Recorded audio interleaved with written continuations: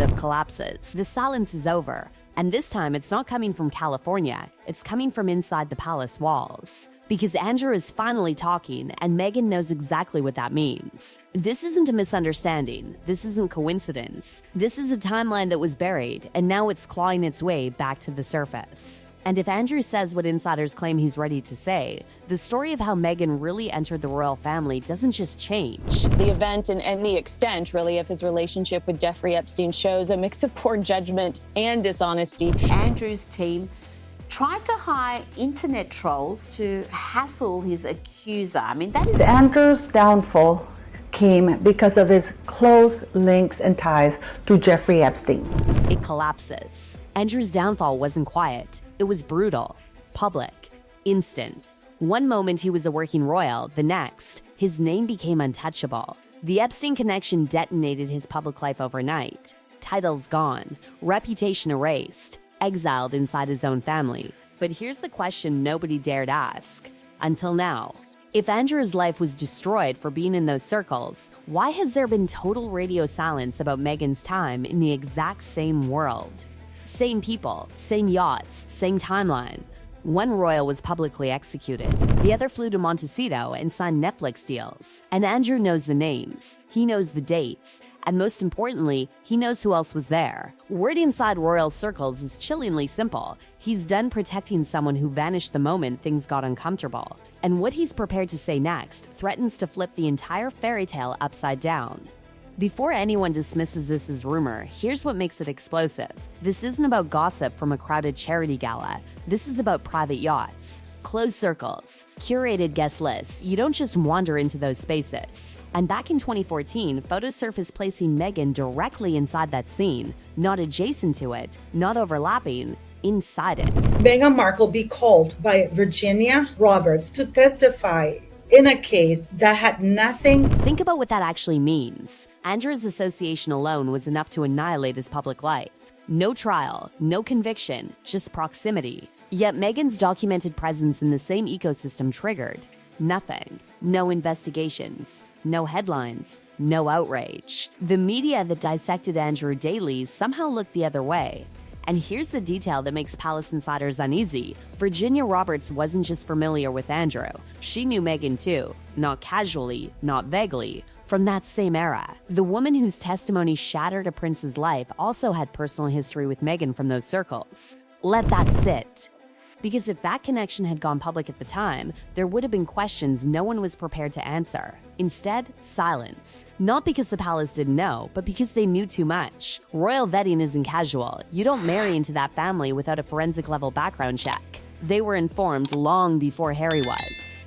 And pulling that thread opens a nightmare scenario because it forces the institution to admit one of two things. Either the vetting failed, or they knew and let it happen anyway. So they chose the third option, say nothing.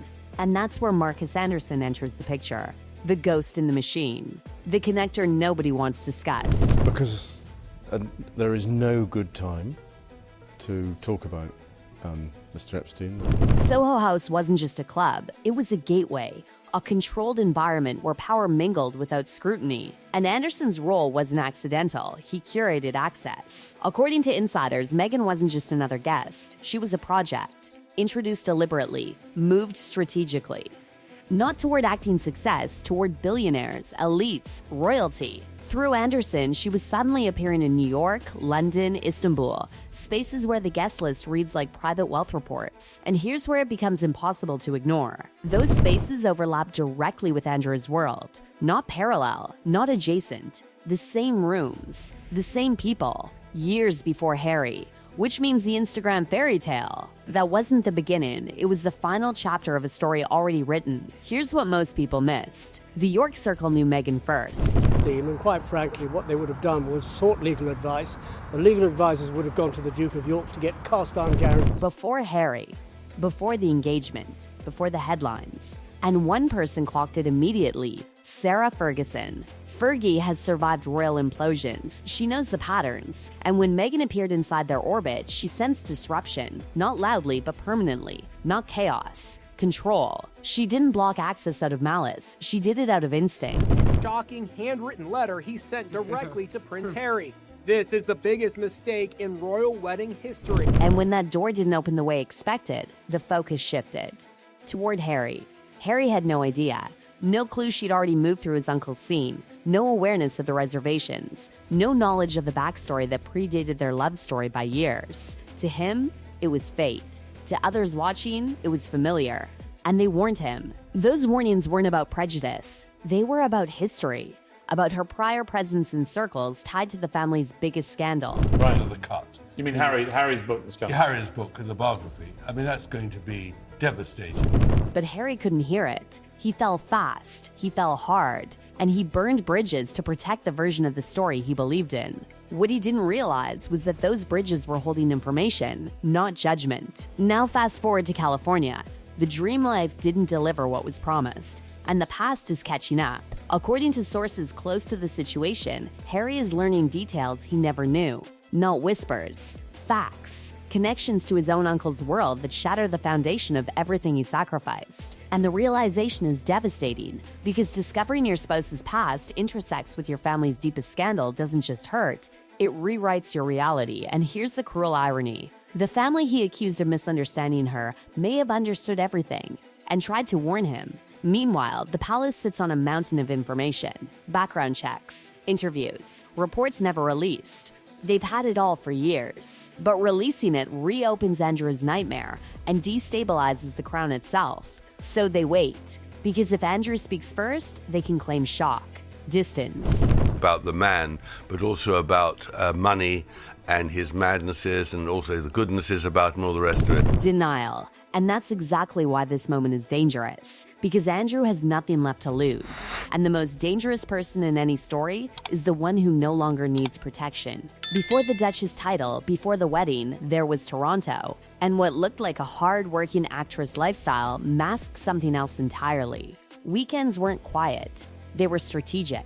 Flights to New York, London, elite spaces you don't access accidentally. Relationships cycled quickly, connections replaced efficiently, a pattern, and those people remember. Which brings us back to the rule she broke. You never burn someone who knows your past. And Andrew knows it all. And here's where everything turns from uncomfortable to dangerous.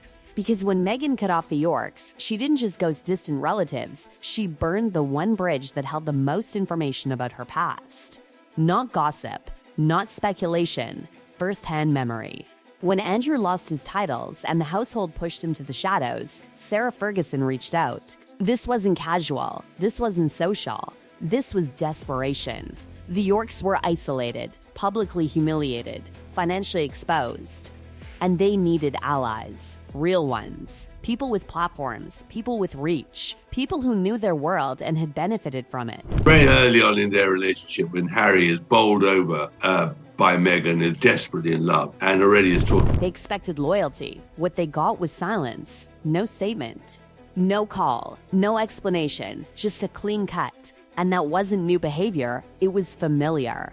The same pattern played out before with former friends, former allies, even family. When someone became inconvenient, when association became risky, they disappeared from the narrative entirely. But Andrew and Fergie weren't random names she could erase. They were the keepers of the vault. They knew who she was before the veils, before the titles, before the carefully curated image took over every screen.